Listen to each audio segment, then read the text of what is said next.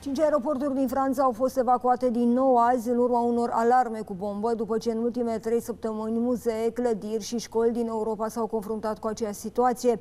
Două atentate teroriste au îngrozit Comunitatea Europeană și liderii de la Bruxelles se întreabă ce urmează. Preventiv, de altfel, a fost instituită pază la sinagogile și școlile evreiești din Europa. Cum pot fi oprite grupările islamice radicalizate este întrebarea tuturor. Liderii lumii încearcă să calmeze spiritele și propun soluția celor două state în regiune. Profesorul Asaf Moghadam, profesor în combaterea terorismului în Israel și cercetător la cea mai prestigioasă academie militară din lume, West Point, ne explică.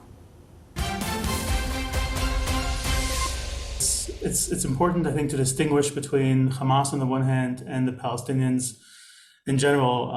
Hamas, of course, it's a murderous organization whose goal is to eradicate the state of Israel and to replace it with a Palestinian state that is guided by the most radical interpretation of the Sharia of Islamic law.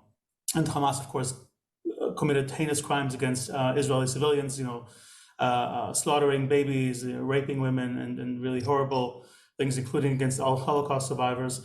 And I think that, when it comes to Hamas, it is not any more reasonable to, you can't really reason with a group like Hamas any more than you would be able to reason with a group like the Islamic State. And that's because Hamas is a group that pursues maximalist goals. Again, they want to eradicate an entire state.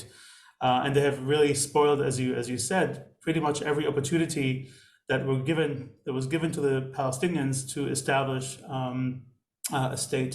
So I think that another problem is that Israel's policy of withdrawal also does not seem to have helped. In 2005, Israel withdrew from the Gaza Strip, but 2 years later, Hamas cracked down on the Palestinian Authority and brutally seized power in the Gaza Strip. So that has also not worked. And so I think that after the October 7th attacks, most Israelis are convinced now that Hamas needs to be dismantled physically.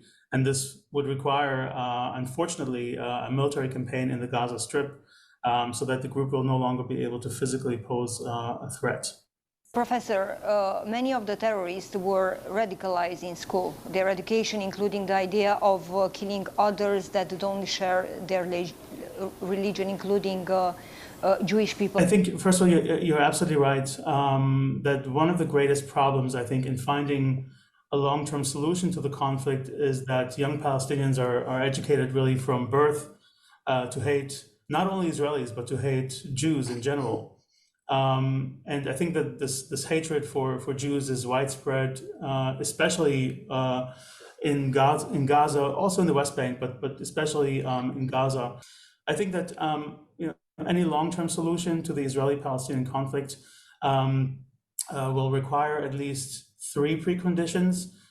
One is an end to incitement. A second one is long-term, I think, economic prosperity.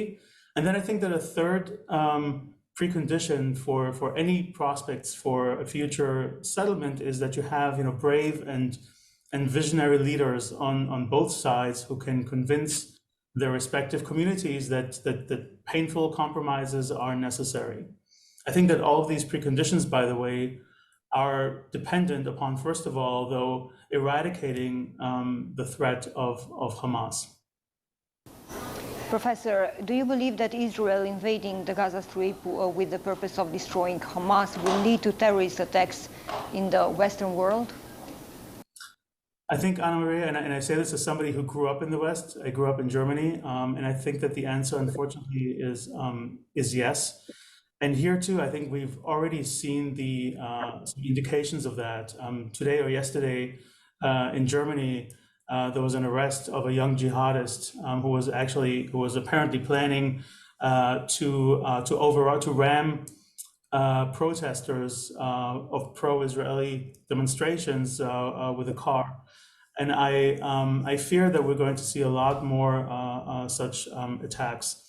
I think the reason for that is that Palestinians and their supporters, many of whom are in the West, they've devoted really an inordinate amount of time, energy, and resources to bring the Palestinian issue, a one-sided perspective of the Palestinian issue, to the top of the agenda, not only in Middle Eastern states, but also in Western states. And even if you look at the ideology of the group, its goals they're not compatible really with Western democratic thought, with Western democratic ideas about the rule of law. This is incompatible. And so sooner or later, I think this is also going to become a problem for Europe.